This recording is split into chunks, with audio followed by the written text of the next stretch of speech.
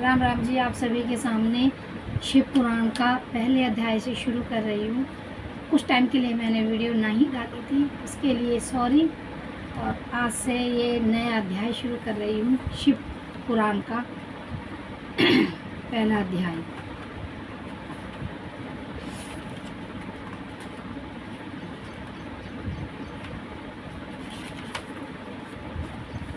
पहले अध्याय का नाम है श्री शिव पुराण महोत्सव। श्री शौनक जी ने पूछा महाज्ञानी सुत जी से, आप संपूर्ण सिद्धि स्रोत के ज्ञाता हो। प्रभु मुझसे प्राणों की कथाओं के सरतरह विशेष रूप से वर्णन कीजिए।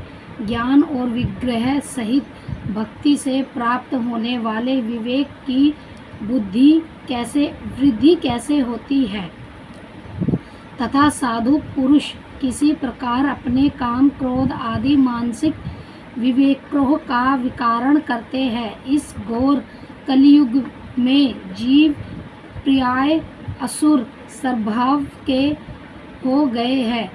उस जीव मुद्राएं को शुद्ध देवी समर्पति से युक्त बनाने के लिए सर्वश्रेष्ठ उपाय क्या है? आप इस समय मुझे ऐसा कोई सावधान बताइए कि जो कल्याणकारी वस्तुओं भी सबसे उपस्थित एवं मांगलिकारी हो तथा पवित्र करने वाले उपयोगी हो, में सर्वोत्तम पवित्र कार्य उत्तम हो। तत् वह साधन ऐसा हो जिससे अनुष्ठान से शीघ्र ही अतःकारिणी की विशेष शुद्धि हो जाए तथा उससे निर्मल चित्त वाले पुरुष को सदैव के लिए शिव की प्राप्ति हो जाए।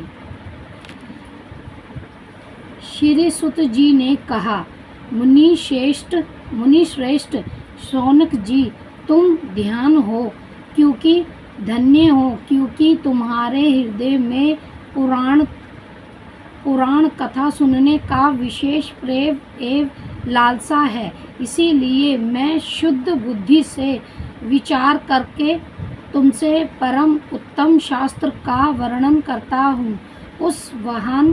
वह उत्सव के वहन संपूर्ण शास्त्रों के विध्वस्त से संपन्न भक्ति आदि को बढ़ाने वाला तथा भगवान शिव को संतुष्ट करने वाला है।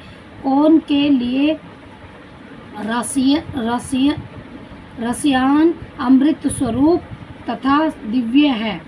तुम उसे श्रवण करो मुने, वह परम उत्तम शास्त्र है। शिव पुराण जिसका पूर्ण काल में भगवान शिव ने प्रचवन किया था, यह काल रूपी सर्पेस से प्राप्त होने वाले महान तथा यह काल रूपी सर्पेंत होने वाले महान शास्त्र का निवास करने वाला उत्तम साधन है। गुरुदेव व्यास ने संतन कुमार मुनीश का उपदेश पाकर बड़े आदर से अपेक्षा में ही इस पुराण का प्रतिबंध किया है। इस पुराण के परिणाम का यह उद्देश्य है कि कलयुग में उत्पन्न होने वाले मनुष्य परम सतिहित साधन। यह शिव पुराण परम उत्तम शास्त्र है जिससे यह भूत प्रताहत भगवान शिव प्राहिम्यन स्वरूप समझना चाहिए। इस सब प्रकार के इसका सेवन करना चाहिए, जिसका पठन और श्रवण सर्वैव साधन रूप है, जिससे शिव भक्ति प्रकाश श्रेष्ठतम सिद्धित को पहुँचना हुआ जा सकता है, शीघ्र ही शिव प्रदंत को प्राप्त कर लेता है। इसीलिए संपूर्ण यत्न करके मनुष्य को इस पुराण को पढ़ने की इच्छा की है अथवा इससे अध्ययन को यह अभिष्ट साधन माना गया है। इसी तरह यह सबका प्रेम पूर्वक श्रवण भी संपूर्ण मनोवांछित फलों को देने वाला है। भगवान शिव के इस पुराण को सुनने से मनुष्य सब पापों से मुक्त हो जाता है तथा जिस जीवन में बड़े बड़े उत्कृष्ट भोगों का उपयोग करके अंत में शिवलोक को प्राप्त कर लेता है, इस जीवन में बड़े बड़े उत्कृष्ट भागों को उपयोग के अंत में शिव को प्राप्त कर लेता है। यह शिव पुराण नामक ग्रंथ 24,000 श्लोकों से युक्त है। इसकी 7 संहिताएं हैं। मनुष्य को चाहिए कि वह सभी ज्ञान और विग्रहण से संपन्न हो, बड़े आदर्श से इसका श्रवण करे। 7 संहिताओं से युक्त यह दिव्य शिव पुराण परम ब्रह्मा परमात्मा के समान विराजमान है और सबसे उत्कृष्ट गति प्रदान करने वाला है। जो निरंतर अनुसार साधन पूर्वक इस शिव पुराण को